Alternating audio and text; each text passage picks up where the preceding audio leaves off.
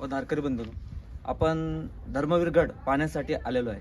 हे धर्मवीर गडाचं प्रवेशद्वार आहे. तसंच आपल्याला मार्गदर्शन करण्यासाठी व या गडाची माहिती देण्यासाठी लक्ष्मण नाईकवाडी दादा आलेले आहेत. त्यांच्याद्वारे आपण सर्वजण माहिती संपादन करून घेऊया. नमस्कार, मी लक्ष्मण दत्तात्रय नाईकवाडी. या ठिकाणी आज तुम्ही ज्या किल्ल्यावरती आलात तो खरं तर यादवकालीन पांडे पेडगावचा भुईकोट. त्यानंतर तो निजामशाहीमध्ये गेला आणि निजामशाहीकडून मुघलांकडे गेला. मुघलांच्या वाटणीला आला. विजापूरच्या आदिलशहानं आणि मुघल बादशाहनं ह्या किल्ल्याच्या किंवा ह्या भागाच्या वाटण्या केल्या आणि निजामशाहीची वाटण्यानंतर तो गेला मुघल बादशाहकडे. मुघल बादशाहच्या पुढं तो औरंगजेबाकडे गेलेला असताना औरंगजेबाचा दूध भाऊ बहादूर खान कोकलताश ह्या किल्ल्यावरती आला आणि त्याच्या स्वतःच्या नावावरून त्या ठिकाणी त्याला बहादूरगड असं त्यांनी नाव दिलेलं आहे. अशा प्रकारे ह्या किल्ल्याची स्थित्यांतर झालेली आहेत, नामांतर झालेली आहेत आणि आता सर्वच शिवशंभू भक्तांनी या ठिकाणी या किल्ल्याचं नामांतर करून पुन्हा एकदा धर्मवीरगड केलेला आहे. धर्मवीरगड पाहायचं म्हटलं तर साधारण 200 ते 250 एकर जागेमध्ये आहे. 200-250 एकर जागेमध्ये असताना आतमध्ये किल्ल्यामध्ये काय काय होतं, आता जरी तुम्हाला पडलेल्या वस्तू दिसत असल्या तरी फार पूर्वीपासून हा किल्ला समृद्ध होता. या ठिकाणी 52 पेठा होत्या आणि या 52 पेठामधून सोन्या चांदीचा दक्षिण भारतातला सगळ्यात मोठा व्यापार चालायचा, अशी इथं आख्यायिका आहे. याचबरोबर ह्या किल्ल्यामध्ये अनेक जुनी पुरातन मंदिरे आहेत, तेही आपण आता पुढे गेल्यानंतर पाहणार आहोत. या ठिकाणी अशी समोरच्या पाठीमागच्या बाजूला आपल्याला एक प्रवेशद्वार दिसतंय, वेस दिसती, तर ती किल्ल्याची उत्तरेकडील वेस आहे. तशाच प्रत्येक बाजूला मिळून 11 वेशी या किल्ल्याला होत्या आणि त्या 11ही वेशी आज आपल्याला पाहायला मिळतील. अशा प्रकारच्या ह्या किल्ल्याला 11 वेशींचा हा किल्ला, त्याचबरोबर भीमा भामा या नद्यांच्या या ठिकाणी भीमा आणि सरस्वती या नद्यांच्या संगमावरती हा किल्ला आहे. या ठिकाणची सर्वात मोठी घटना कुठली असेल तर धर्मवीर संभाजी महाराजांना पकडून आणल्यानंतर या ठिकाणी औरंगजेबासमोर त्यांना हजर केलं होतं. सुंदर असा हा किल्ला आज मी तुम्हाला सर्वांना दाखवणार आहे. तो तुम्ही पाहावा आणि सर्वांपर्यंत पोहोचवावा अशी देखील माझी विनंती आहे. आता आपण या समोरच्या वेशीवरती, जे उत्तरेची वेस आहे आणि त्या वेशीवरती हिंदू पद्धतीच्या काहीतरी खुणा असाव्यात. त्या ठिकाणी आता व्याळ हा प्राणी दिसतोय आपल्याला. हा प्रत्येक मंदिरावरती किंवा किल्ल्यावरती हिंदूंचं एक प्रतीक म्हणून आपल्याला पाहायला मिळतो. तशाच प्रकारचं दुसऱ्याही बुरुजावर असंच एक प्रतीक आपल्याला व्याळाचं पाहायला मिळेल. बुरुज जरी आता ढासळायला लागले असले किंवा ढासळले जरी असले तरी ही प्रतीकं खऱ्या अर्थाने आपल्या हिंदूंची प्रतीकं या ठिकाणी आपल्याला पाहावयास मिळतात. ह्या वेशीवरील हे दोन्ही समोरच्या बाजूला आपण पाहिलं तर ह्या वेशीवरील ही 2 प्रतीकं आपण पाहिलेली. त्याचबरोबर आता आपण जातोय या ठिकाणी असणाऱ्या वेशीमधील मारुतीची खरं तर पुनर्स्थापना आहे. जवळच्या पांडे गावातील हा मारुती पुन्हा ज्यावेळेस या ठिकाणी पेशवाई आली तर त्या पेशवाईच्या काळामध्ये हा मारुती आणलेला आहे. मारुतीची मूर्ती जर पाहिली तर चपटदान मारुती आणि चेटकिनीला आपल्या पायाखाली घेतलंय अशा प्रकारची ही मारुतीची मूर्ती आपल्याला पाहायला मिळते. मारुतीचं वजन जर पाहिलं तर खूप मोठं, काही टनामध्ये ते वजन आहे आणि पूर्वीच्या काळी बैलगाडीमधून हा मारुती खालच्या पांडे गावातला, पांडे आणि पेडगावची जोड गावं होती आणि त्या पांडे गावातला हा मारुती नंतर पेशवाईमध्ये या ठिकाणी आपल्या ह्या वेशीमध्ये आणून ठेवण्यात आलेला आहे. कधीही धरिल्या पथाला जीव सूर्य चित्ती तळपेनित हस्तहीन प्राणा समान अमुजा उरी राष्ट्र ध्यान. आपण आता ह्या किल्ल्यावरच्या एका मंदिरामध्ये आहोत. हे या गावचं ग्रामदैवत भैरवनाथाचं मंदिर आपण पाहतोय.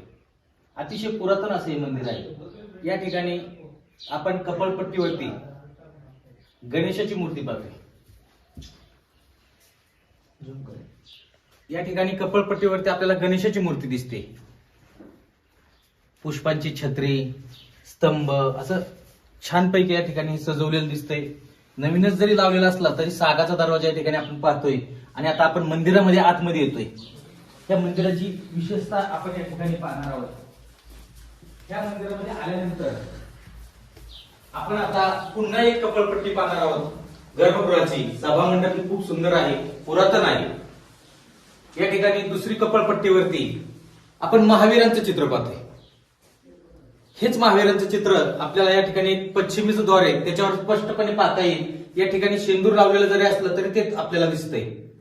खरं तर हे पूर्वीचं जैन मंदिर असावं आणि नंतरच्या काळामध्ये पुन्हा एकदा ह्या ठिकाणी ह्या गावाला काहीतरी दैवत असावं, ग्रामदैवत असावं म्हणून भैरवनाथाची स्थापना आपल्याला केलेली दिसते.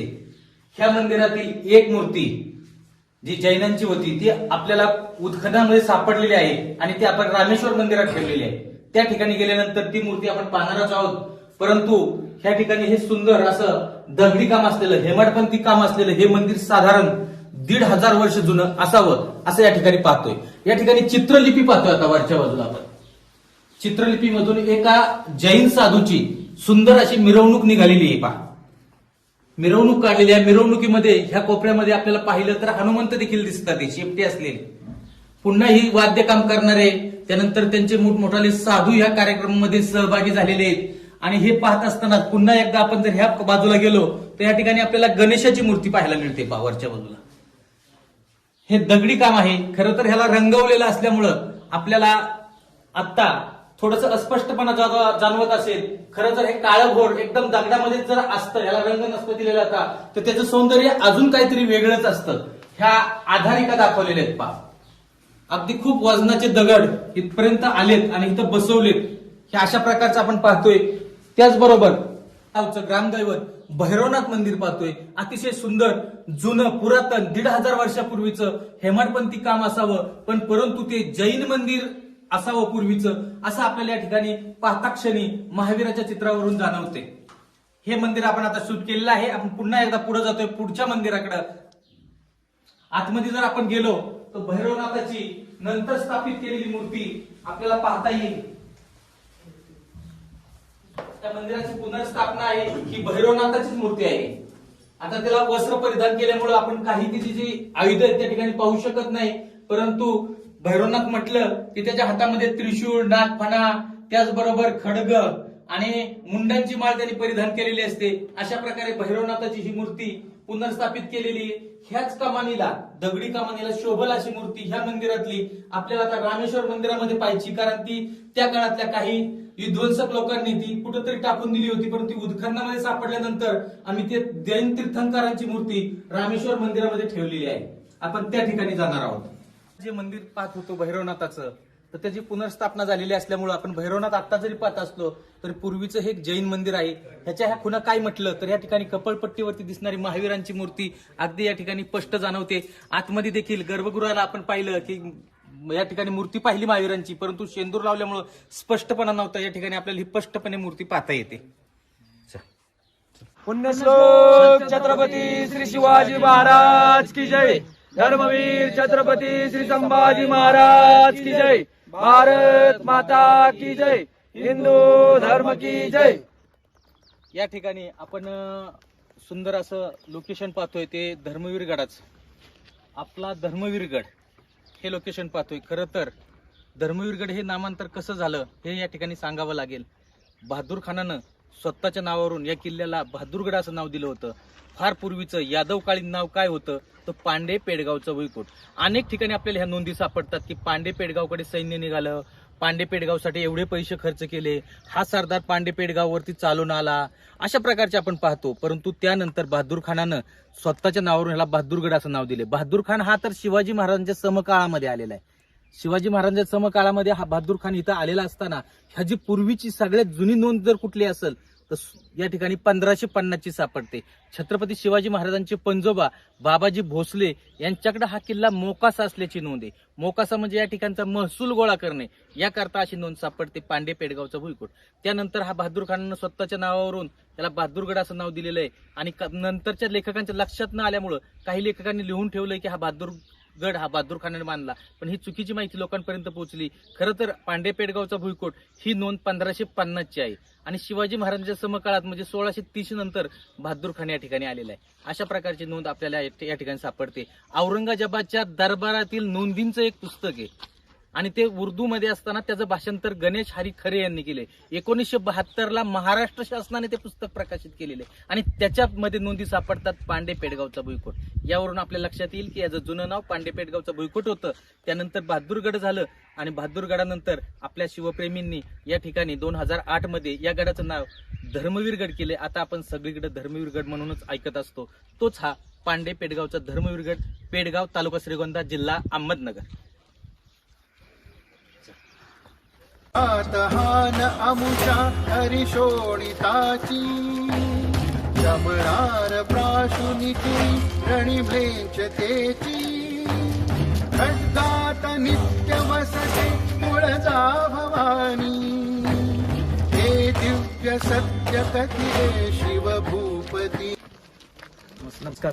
आपण आलेलो आहे राज दरबारमध्ये आणि या सविस्तर राज दरबारचे म्हणजे धर्मवीर आपले धर्मवीर छत्रपती संभाजी महाराज कसे घडले आणि किती या धर्मासाठी झटले आणि किती त्यांच्यावरती अन्याय औरंगजेबाने केले याच दरबारी केलेले आहे ते आम्हाला सविस्तर लक्ष्मण दादा सविस्तर मध्ये सांगतील. नमस्कार, मी लक्ष्मण दत्तात्रय नाईकवाडी. या ठिकाणी धर्मवीर गडावरती आलेल्या सर्वच पाहुण्यांचं मी हार्दिक असं स्वागत करतो.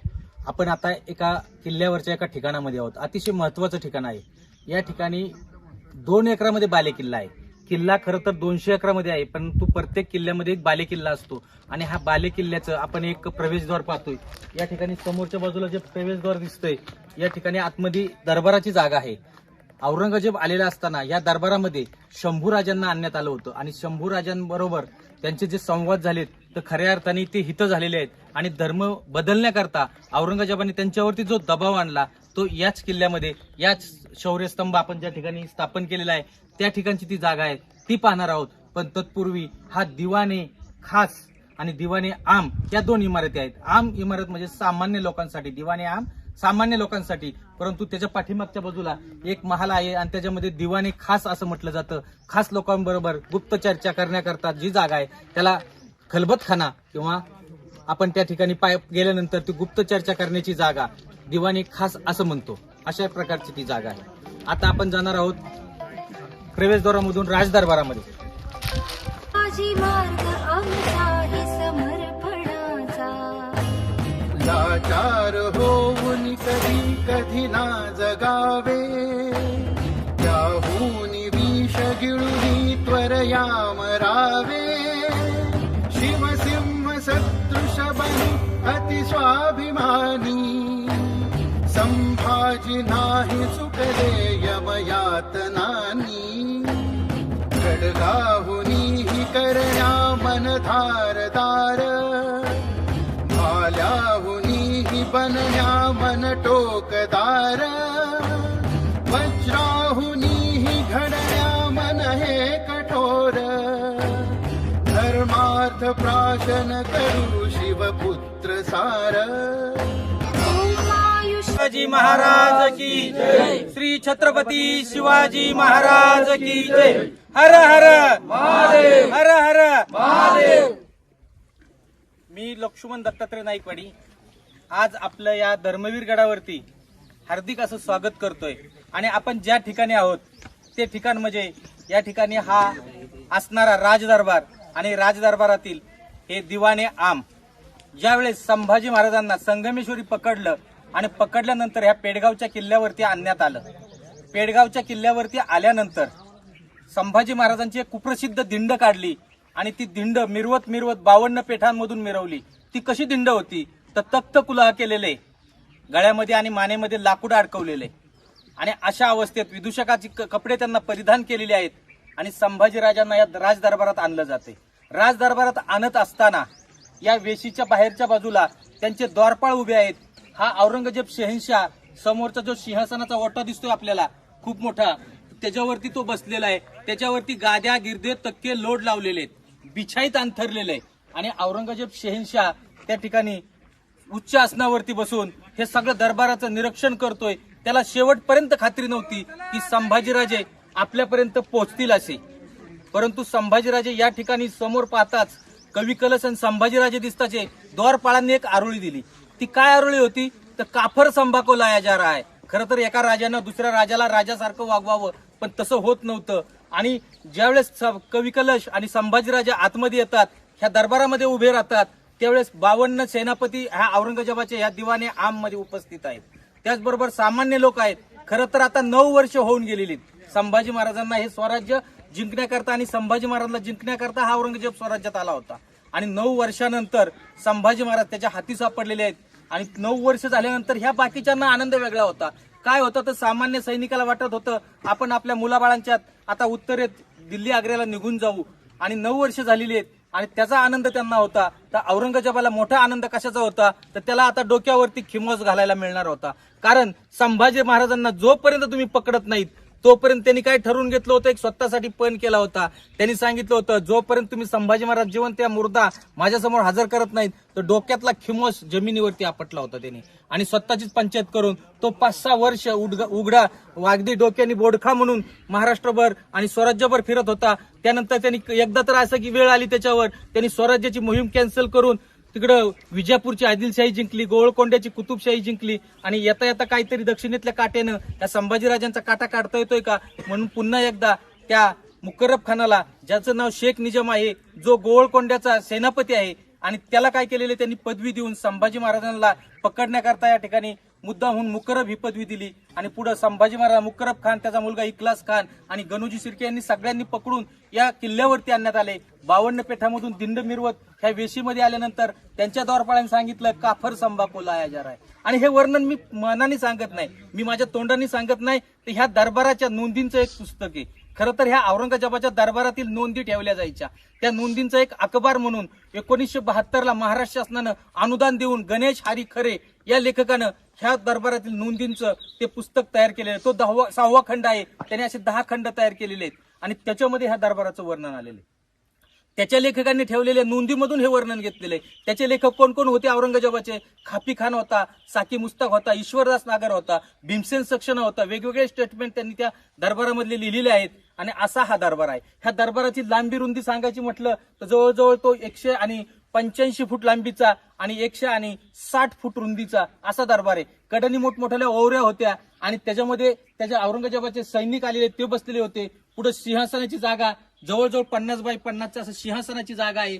त्याच्या उच्च आसनावरती तो बसलेला आहे. आणि ह्या राज दरबारामध्ये शंभूराजा आणि कवी कलश येतात. कवी कलशांना आणि शंभूराजांना या ठिकाणी पाहताच बाकीच्यांना आनंद झाला, तसंच औरंगजेबाला देखील झालेला आहे. आणि मग औरंगजेबाला आनंद झाल्यानंतर त्याच्याच जवळचे सरदार नातेवाईक असायचे. जसा असद खान त्याचा माऊस भाऊ होता, असे अनेक सरदार त्याचे नातेवाईक होते. त्यातला रहुल्ला खानाचा तो कानी लागतो आणि जा म्हणतो संभाजी महाराजांना, विचार की तू जर त्या ठिकाणी तुझ्या किल्ल्यांच्या चाव्या मला देत असशील, त्याचबरोबर तुला कोण कोण आमच्यातलं फितूर झालं ते जर सांगत असतील, आणि महत्वाचं म्हणजे तू जर तुझा स्वतःचा हिंदू धर्म सोडून मुस्लिम होत असतील तर तुला आमच्या आलमगीर साहेब माफ करतील. आणि तो रहुल्ला खान या ठिकाणी येतो. त्याआधीही ह्या मुकर्रब खानाचा मुलगा आहे इखलास खान सांगतो, इतना बडा हिंदुस्तान का शहनशाह आगे बैठा है, झुककर तमीज तर देतो. म्हणजे त्यांनी सांगितलं मुजरा तरी कर, एवढा मोठा हिंदुस्तानचा शहनशाह आहे. पण संभाजीराजांनी त्या काळात जी शिवी दिली, कदाचित त्याच्या दरबारातील लोकांना ती लिहून ठेवता आली नसावी. कदाचित संभाजीराजे त्यावेळेस म्हटले असतील, अशा डुकरापुढे आम्ही झुकतो की काय, आणि म्हणूनच त्यांना ती लिहिता आलेली नसावी. त्यांनी फक्त लिहिलंय की औरंगजेबाला शिव्या संभाजी महाराजांनी घातल्या, पण त्यात ही शिवी निश्चित असावी असं मला देखील वाटतं आणि अनेक लेखकांना ते वाटते. म्हणून मी या ठिकाणी ते मांडतोय. आणि त्या दरबारामध्ये त्या समोरच्या बाजूला बिछाईत अंथरलाय रहुल्ला खाना आलाय. रहुल्ला खानाने विचारलेले प्रश्न आहेत आणि त्यावेळेस संभाजीराजे भयंकर चिडतात. आमच्या आबासाहेबांनी या ठिकाणी हिंदवी स्वराज्य स्थापन केलं, हे याकरताच केलं का? देव देश आणि धर्माकरता आमच्या राजांनी हे सगळं केलेलं आहे. राजे तर कुणीही झाले असते, परंतु हिंदू धर्माचा वाली त्यावेळेस कुणी नव्हता आणि म्हणून शिवाजी महाराजांनी हिंदवी स्वराज्य स्थापन केलं. आणि मग त्याच्यासाठी आम्हाला धर्म बदलाय सांगतो हा. भयंकर चिडले संभाजीराजे आणि त्यावेळेस त्यांनी दरडावून सांगितले दरबाराला, जगल तर हिंदू धर्मात आणि मरल तर हिंदू धर्मात. या ठिकाणी खऱ्या अर्थानं संभाजीराजांनी आपली धर्मनिष्ठा प्रगट केलेली आहे. आणि मग त्यानंतर पुन्हा तो रहुल्ला खान जातो आणि सांगतो हे सगळे औरंगजेबाला. आधीच एवढा आनंद झालेला असतो की आता कसं का होईना संभाजी हा माझ्या ताब्यात मिळलेला आहे. आणि त्या आनंदाच्या भरात तो सिंहासनावर उठतो. त्या बिछाईत अंथरले त्याच्यावरती एरझरे घालायला लागतोय. एरझरे घालता घालता काय करतोय तो पश्चिमेकडे तोंड करतो आणि कुराणातले आयते पडायला लागतोय, नमाजाचा रुखवता पडायला लागतोय. हे सगळं चालू असताना कवी कलश आणि संभाजी महाराजांचा देखील संवाद होतोय.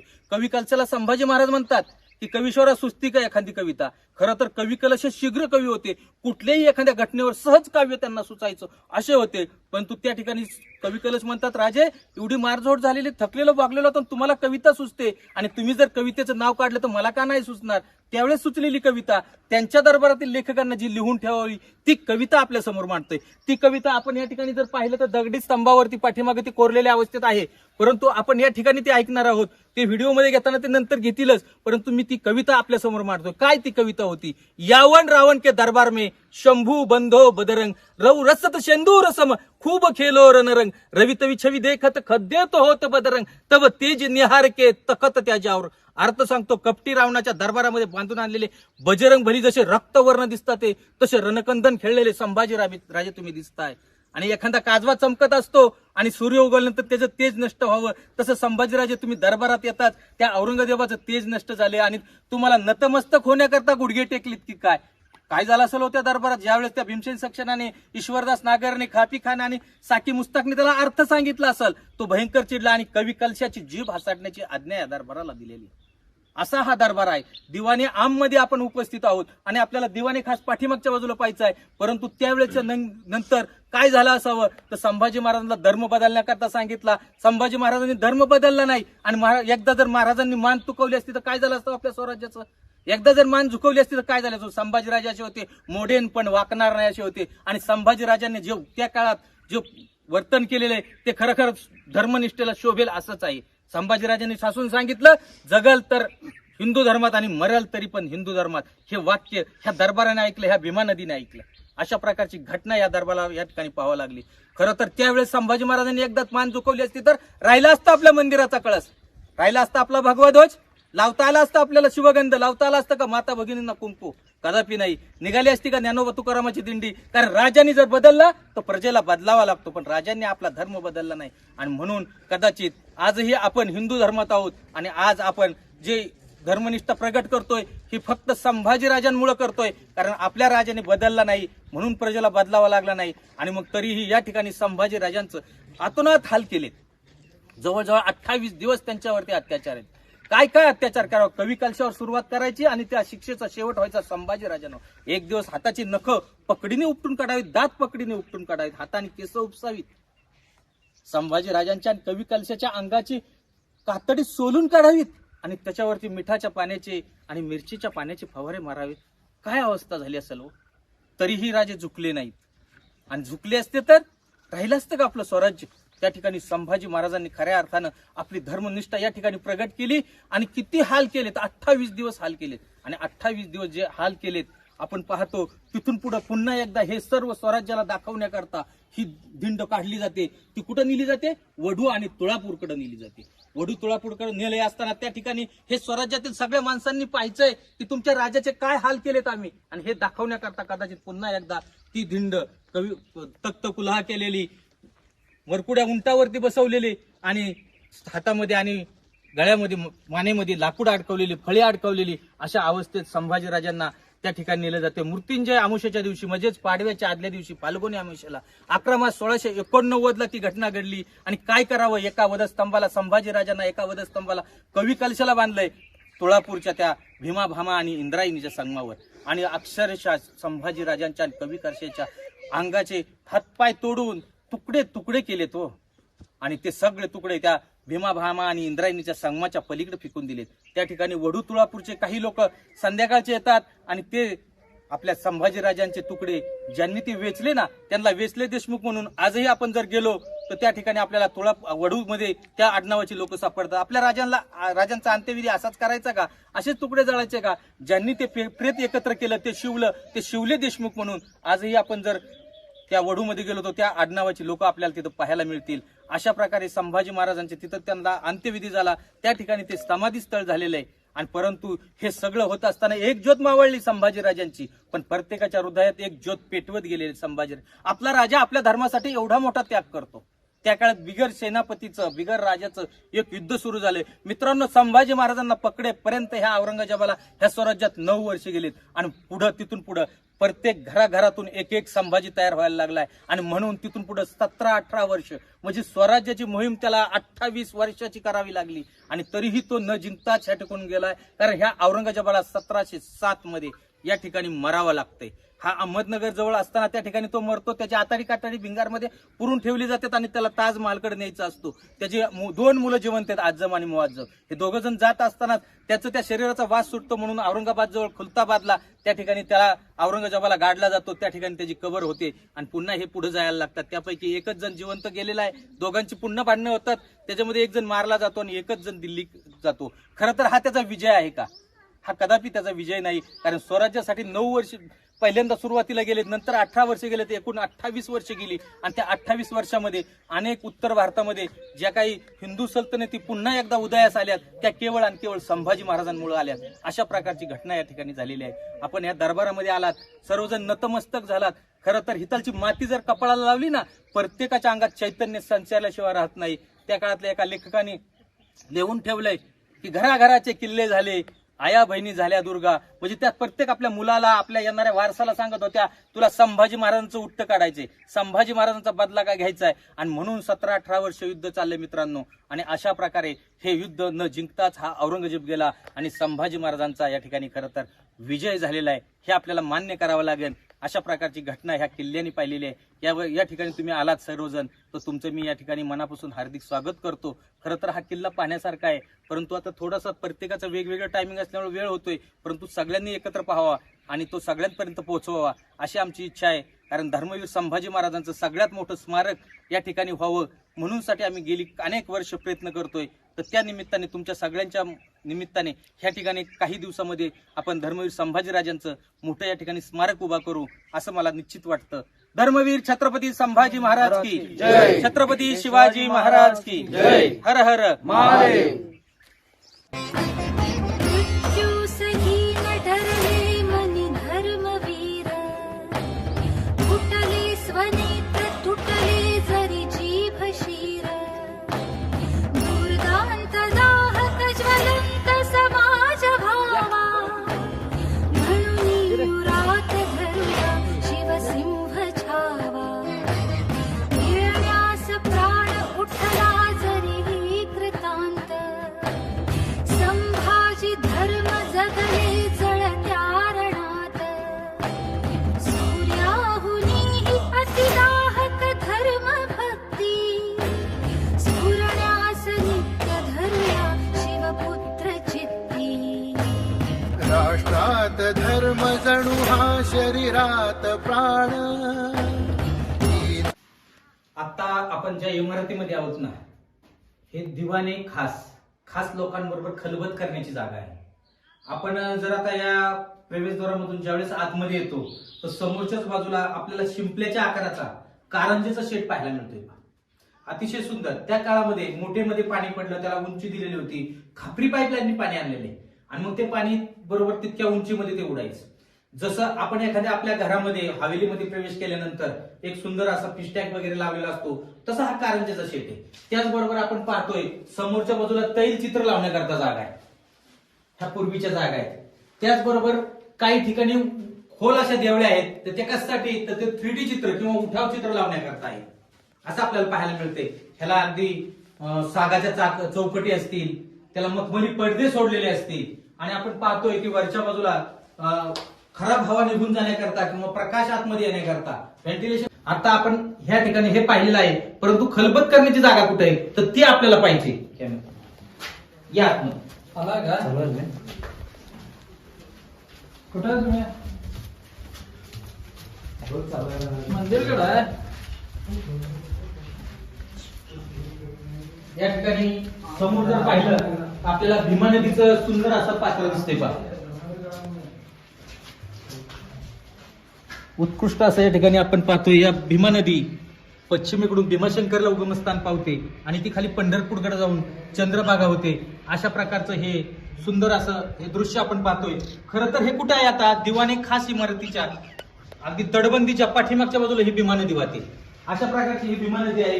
हे पाहत असताना आपण या ठिकाणी जर निरीक्षण केलं तर दिवाणे खास कशी असेल ही इमारत आपण पाहतोय. दिवाणे खास इमारत इतकी सुंदर इमारत आहे या किल्ल्यावरची. खरं तर पडझड झालेली आहे. वरच्या बाजूने पाहिलं तर अशी तेल चित्र लावण्याकरता वरचे जे चौकोन दिसतात ना आपल्याला ते दिसतील, त्याच्या खाली उठाव चित्र लावण्याकरता जागा आहे.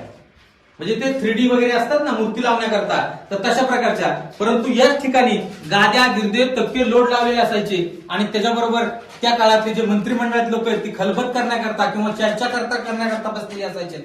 बाहेरच्या बाजूने जर पाहिलं तर त्या नदीवरची सुंदर अशा हवा यावी म्हणून अशा प्रकारच्या जाळ्या ठेवलेल्या आहेत पहा. त्या काळात सागवानी जाळ्या होत्या आणि त्याला मखमली पडदे लावलेले होते. अशी ही रचना आपल्याला पाहायला मिळते.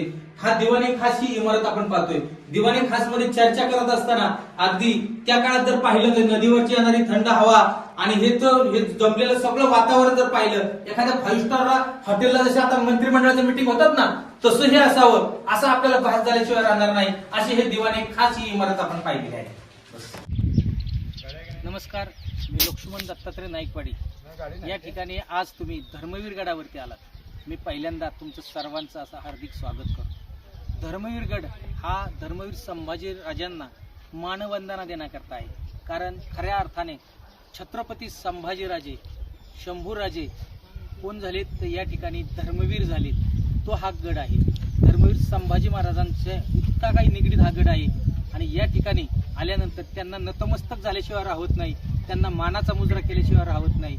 आणि असा हा धर्मवीर गड, पूर्वीचा बहादूरगड आणि त्याही आधीचा जर विचार केला तर हा काय आहे की पांडे पेडगावचा भुईकोट असा हा किल्ला आज आपण पाहतोय.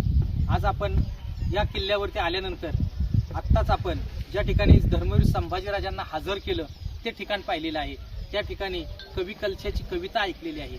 आणि त्या औरंगजेबाच्या दरबारामध्ये शंभूराजांनी केलेलं वर्तन, अर्थात स्वाभिमान जो प्रगट केला आपल्या धर्माविषयी, तो पाहिलेला आहे. आता आपण जर तसं पाहिलं तर महाराष्ट्रातील शंभूराजांच्या बाबतीत एक 5 स्थळं खूप महत्त्वाची आहेत. त्यापैकी त्यांचा जन्म झालेलं ठिकाण ते कुठं तर पुरंदर किल्ला. त्यानंतर संभाजीराजांना ज्या ठिकाणी ते छत्रपती झालेत ते रायगड. त्यानंतर पुन्हा पुढे गेलो तर संभाजीराजांना ज्या ठिकाणी अटक झाली ते संगमेश्वर. आणि ज्या ठिकाणी संगमेश्वरावरून पकडल्यानंतर त्यांना धर्मवीर गडावरती आणल्यानंतर ते या ठिकाणी धर्मवीर झालेत. तो धर्मवीर गड ज्या ठिकाणी त्यांना घेऊन गेले आणि त्यांची हत्या केली ते शौर्यस्थळ म्हणजे तुळापूर. आणि त्यानंतर पुन्हा एकदा त्यांच्या अस्थी किंवा त्यांचे शरीराचे भाग गोळा करून त्यांना अग्निदाग दिलाय ते संभाजी महाराजांचं समाधी स्थळ वढू बुद्रुक. या ठिकाणी नतमस्तक होत असताना तुम्ही धर्मवीर गडाला विसरू नका. कारण याच ठिकाणी खऱ्या अर्थाने छत्रपती संभाजी महाराज धर्मवीर झालेत आणि आपण त्यांना धर्मवीर असं म्हणत असतो. धर्मवीर छत्रपती संभाजी महाराज की जय. पुण्यश्लोक छत्रपती श्री शिवाजी महाराज की जय. धर्मवीर छत्रपती श्री संभाजी महाराज की जय. भारत माता की जय. हिंदू धर्म की जय. धर्मवीर गडावरती आपण सर्वजण जमलेलो आहे. कारण या बलिदान मासच्या निमित्ताने आपण या धर्मवीर गडावरती आलेलो आहे. तसंच माझा एक हेतू आहे की वडू, तुळापर या ठिकाणी आम्ही सर्वजण जातो, पण बऱ्याच अशा व्यक्तींना धर्मवीर गड कुठं आहे हे माहीत नाही. आणि धर्मवीर गडावरती संभाजी महाराजांना पकडल्या क्षणापासून म्हणजे संगमेश्वर पकडल्यानंतर धर्मवीर गडावरती आणले व धर्मवीर गडावरती आणल्यानंतर 28 दिवस अतोनात त्यांच्यावर छळ केले. त्यांचे कधी डोळे काढले, कधी त्यांची नखं काढले, कधी त्यांच्या अंगावरती गरम पाण्यात मिठाचं पाणी ओतले. असा हाल या धर्मवीर गडावरती केले. आणि हे धर्मवीर गड, माझी विनंती आहे की प्रत्येकानं या धर्मवीर गडावरती प्रत्यक्ष येऊन पाहावं. तसंच आपल्या ह्या युट्यूब चॅनलद्वारे हे युट्यूब लिंक फॉरवर्ड केलं जाईल किंवा तुमच्यापर्यंत पोहोचलं गेलं जाईल. वेळात वेळ काढून ते पाहावं. तसंच लक्ष्मण दादाने अतिशय सुंदर रीतीने आम्हाला या धर्मवीर गडाचा इतिहास सांगितला. आणि आमचा एक हेतू आहे की प्रत्येक या पंचक्रोशीतील सर्व हिंदूपर्यंत आपला हा व्हिडिओ पोचला गेला पाहिजे. आणि प्रत्येक हिंदूचं आद्य कर्तव्य आहे हा व्हिडिओ पाहून प्रत्यक्ष या स्थळी भेट द्यावं, ही आमची विनंती आहे. नमस्कार.